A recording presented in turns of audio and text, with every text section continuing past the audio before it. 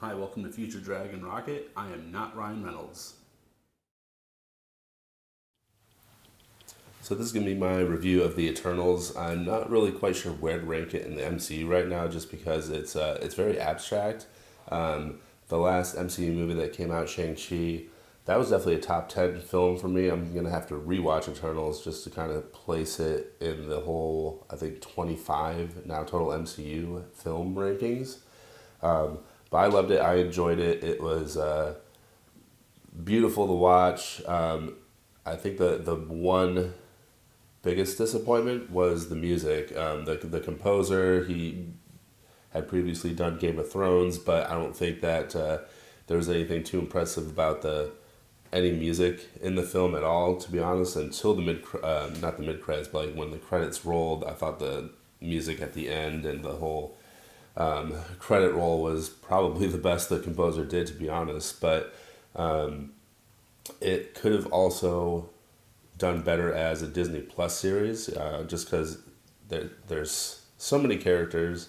They span such a great amount of time in the MCU, and probably in the future of the MCU too. So instead of a 2.5, almost 3 hour movie, could have done like a 6 hour mini series, even like a 9 hour mini series on Disney Plus to kind of give them a little better backstory.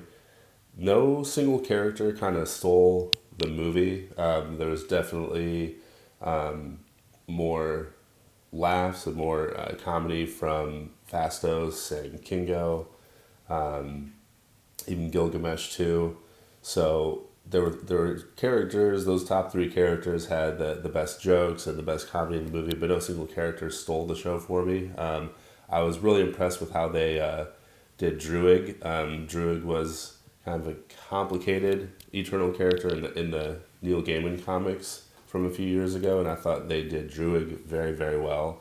I thought they did Sprite very, very well as well. And then Dane Whitman, Kit Harington, aka Jon Snow, as Dane Whitman.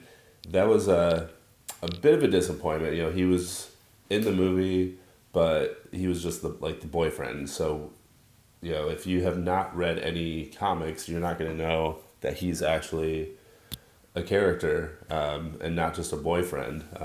That going forward in the MCU is going to develop his own story.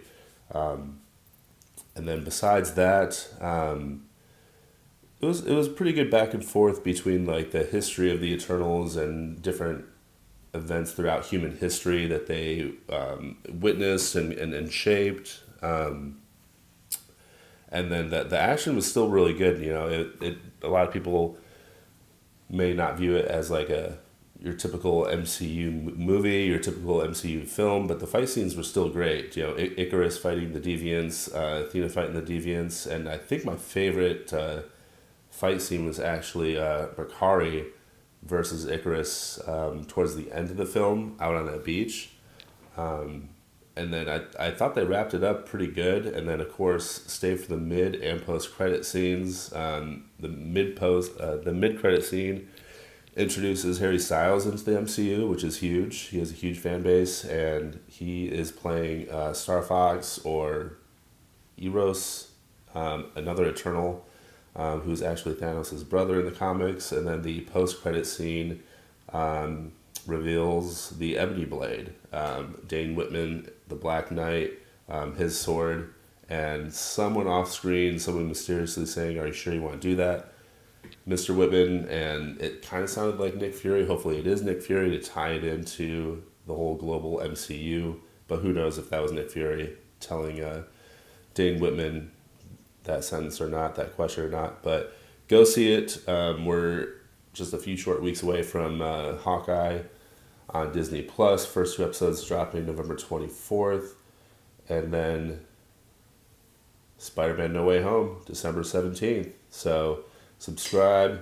It's going to be a lot more videos coming by the end of the year, and then that 5 month gap before Doctor Strange comes out after New Year's. Doctor Strange got pushed back from March to May, so subscribe. Lots of videos coming before the end of 2021.